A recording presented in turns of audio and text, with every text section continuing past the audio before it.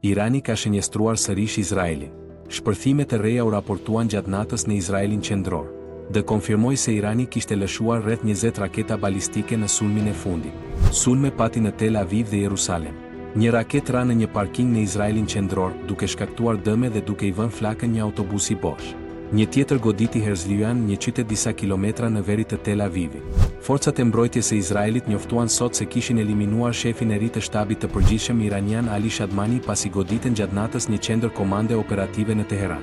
Brenda natës, forcat ajrore izraelite, duke përdorur inteligjencën e saktë të marrë nga drejtoria e inteligjencës së IDF-s dhe duke shfrytëzuar një mundësi të papritur, goditën një qendër komande operative në zemër të Teheranit, duke eliminuar Ali Shadmanin, shefin e shtabit të përgjithshëm të kohës së luftës, komandantin më të lartë ushtarak të Iranit dhe krahun e djathtë të udhëheqësit suprem Ali Khamenei.